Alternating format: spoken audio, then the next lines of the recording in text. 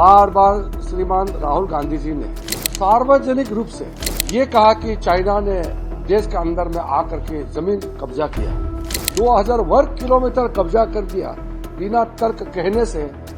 हम लोगों ने तो बार बार राहुल गांधी जी को कहा कि बिना तर्क के देश के खिलाफ बात मत करो, हमारा तो सुनता नहीं वो। इसलिए आज सुप्रीम कोर्ट ने जो फटकार लगाया, अब तो चुप होना चाहिए। मन में जो आए ऐसा कैसे मत बोल सकते हैं, वो भी विपक्ष के नेता है, वो सबसे फिर से अपील करते हैं।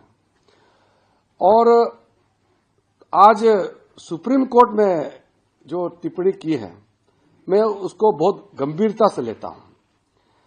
बार बार श्रीमान राहुल गांधी जी ने सार्वजनिक रूप से ये कहा कि चाइना ने देश के अंदर में आकर के जमीन कब्जा किया है, जबकि हमारा आर्मी, भारत सरकार, रक्षा मंत्रालय सबने कहा है कि सीमा विवाद है, लेकिन हमारा अंदर में आकर के कोई जमीन कब्जा नहीं किया है।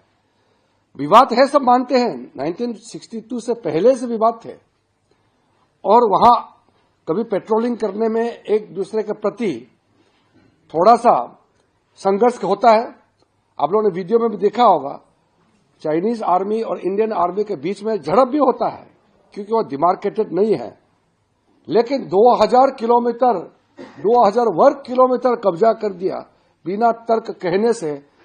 हम लोगों ने तो बार बार राहुल गांधी जी को कहा कि बिना तर्क के देश के खिलाफ बात मत करो, हमारा तो सुनता नहीं वो। इसलिए आज सुप्रीम कोर्ट ने जो फटकार लगाया, अब तो चुप होना चाहिए।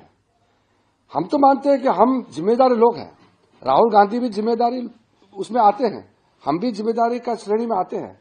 हम लोग सबको जनता ने चुन के भेजा है, तो हर बात सोच समझ के बोलना चाहिए। मन में जो आए ऐसा कैसे मत बोल सकते हैं, वो भी विपक्ष के नेता है, वो लीडर ऑफ अपोजिशन है। एक एक वाक्य सोच के बोलना चाहिए। मेरे राज्य में, मेरे गांव में हर एक इंच हमको मालूम है, हमारा सेना, भारत की सेना कितना मजबूत से बचा के उसको निगरानी के साथ कायम करके रखा हुआ है, कोई खतरा नहीं है।